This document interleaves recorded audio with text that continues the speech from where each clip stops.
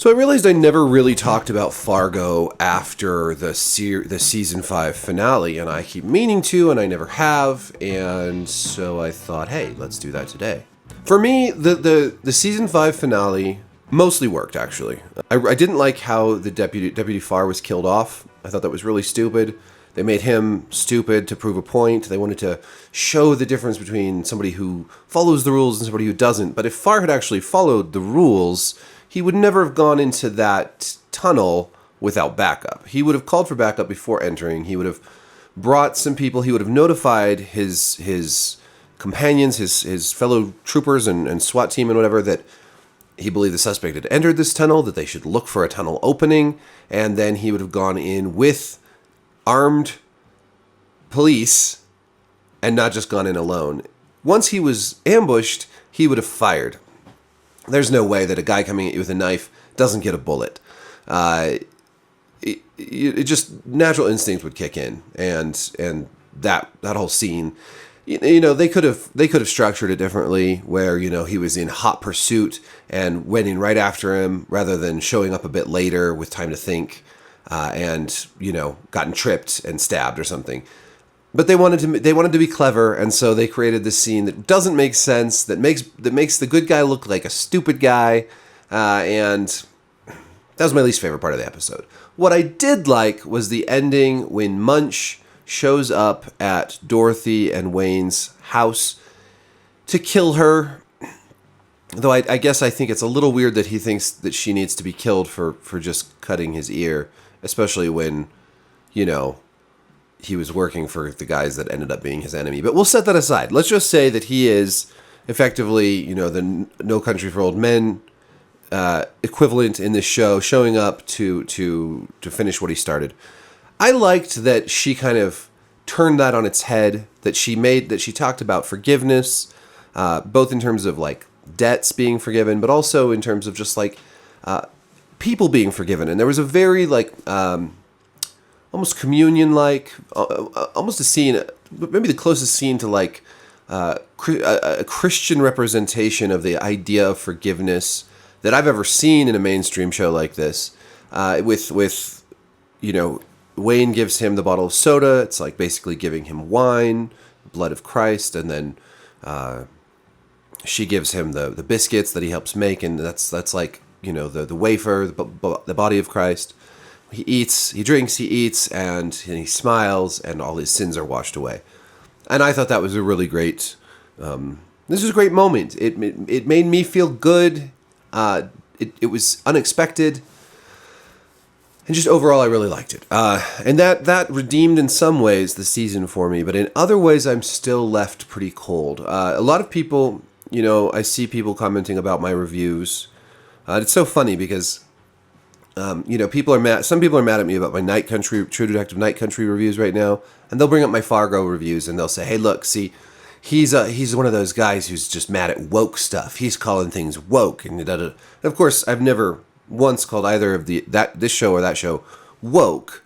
I did complain that Fargo was a little heavy-handed in its politics, but that's not the same thing. Other shows that have a right-wing bent can be heavy-handed in their politics too. The point is not what politics are being pushed on us. The point is the heavy-handedness of it, and the fact that when you start to reference things like Trump or you drop lines like welfare queens, you risk making people, first of all, dating the show, and second of all, creating caricatures instead of really fully fleshed out characters. And that's the problem that I had with politics in Fargo. Especially if, the point of the ending is that people should be forgiven. Although the ending's messy because John Hamm's character, Roy Tillman, is not forgiven. He's imprisoned, and then Jennifer Jason Leigh's character, Mrs. Lyon, she gets revenge on him. And apparently her sins are forgiven because she's supposed to be this monstrous debt queen. But at the end, she just reconciles with everybody and it's fine. It's a very odd ending. But here's what I've been thinking about with Fargo. Basically, ever since the movie, Fargo is comprised of 3 types of characters, okay? First of all, the criminal element. So the criminal element in the movie are the kidnappers, right? They exist outside the law, and in some form or fashion, right? The two different kidnappers in that movie exist at different degrees of outside the law, right? One is just a normal criminal. He's not above killing people. He kills a couple people, but he's going to act with self-interest. He's going to try to, get the money. He's not interested in just killing everybody. Whereas the Swede is the wild card, right? He is going to kill anybody. He feels like he has no moral center. He's not a normal criminal. He exists even further outside of even the criminal sphere of existence. So you have the criminal element. Then you have the citizen. Let's call them the normal citizen, the average Joe. In the movie, again, this would have been William H. Macy's character. And I always want to call him Lester, but that's the character from the show, and I get them mixed up. But anyways, his character is a normal guy. He's probably never even gotten a speeding ticket, right? He just goes about his daily life, and then life catches up with him, and he makes some very bad choices because deep down, he is a dishonest, deceitful coward.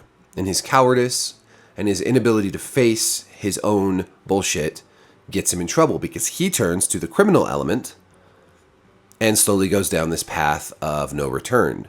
And then the third type of character in a Fargo movie or show is the hero or the law enforcement, right? This is a cops and robbers show. Deep down, it is fundamentally a show about bad guys and good guys. And the good guys are almost always the cops, which I know that's just not in vogue anymore. But realistically, even as far back as the movie with Margie, she was the policeman. And again, none of the cops are typically not like go shoot 'em up type cops. They're not even like Sherlock Holmes type cops. They are also just kind of normal people, like the citizen, existing in a normal world, but when they're confronted with the path of no return, they face it and they stop the bad guys and the citizens who turn to evil from achieving their aims. Fargo is ultimately a story where the good guys win, right? And the bad guys lose. And that's the conflict that's set up in pretty much every season. Season 2, the same thing. You have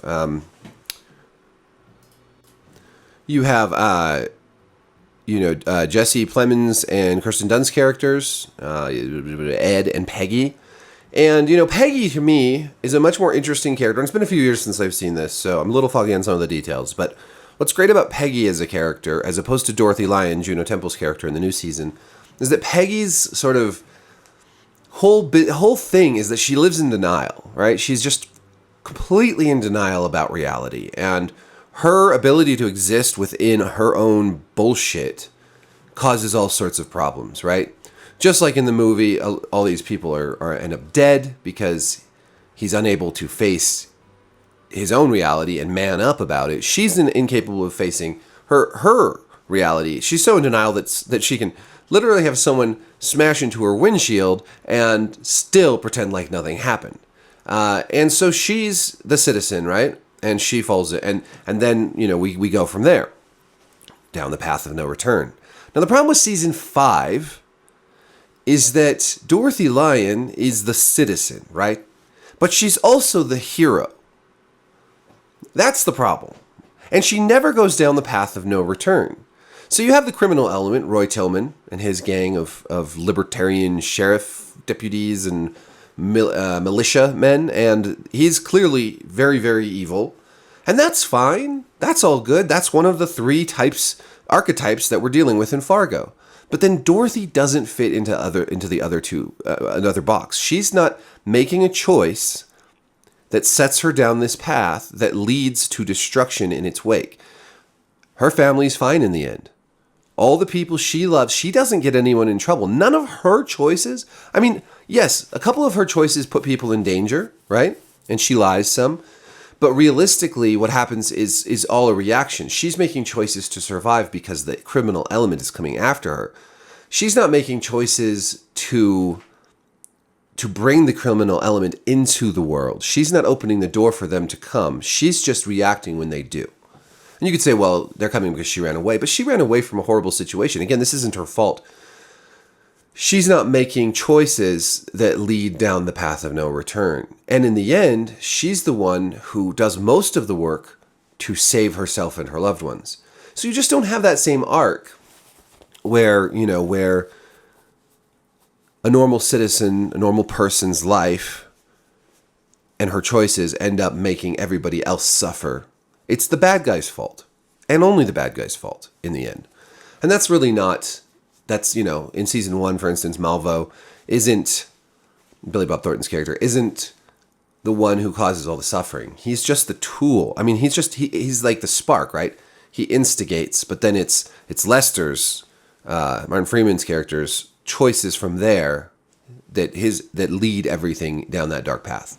And that's why Fargo season 5 really doesn't work for me, because it doesn't follow, and I'm not saying that every season of Fargo has to be identical, but there is a structure, I think, that's been well established, and that structure is more important than all the callbacks and references that they make throughout the show. Like, just repeating scenes from the movie and giving them a little twist doesn't make it Fargo. It just means that you're able to allude to something that's happened in a past work. You know, making references to a bunch of Coen Brothers movies doesn't make it Fargo. Fargo is a story about normal people making bad choices that lead to destruction and chaos and death.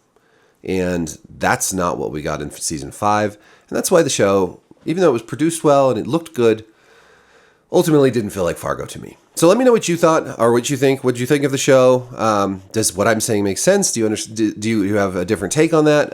I know a lot of people love season 5, and in a way, it worked really well. It was cool that there was the whole like Wizard of Oz stuff going on. All these little, you know, Dorothy, Lion, obviously, but lots of other little references to Wizard of Oz, which in and of itself is kind of neat. But again, it just ends up feeling like a show that alludes to a lot of things, references a lot of things, includes a lot of Easter eggs, but doesn't really understand what actually makes Fargo Fargo, which is weird since it was created by the guy who has been making Fargo shows for years based off the movie. So, you know, not that I'm trying to tell somebody how to do their job, but when you sort of replace this interesting character study with something that feels a lot more like, I don't know, preachy, it doesn't click for me. And when the preachiness is like domestic violence is bad, I mean, yeah, obviously everybody thinks domestic violence is bad. The people who don't think domestic violence is bad aren't going to learn anything from this show because they probably aren't going to watch it in the first place. But 99% of people think that domestic abuse, wife beating, battery, all that shit is bad. So you're not really telling us anything. Dorothy Lion is tough. You can too. I don't know. Anyways, thanks for watching. Like, subscribe, hit the notification bell, and I'll see you next time. Peace.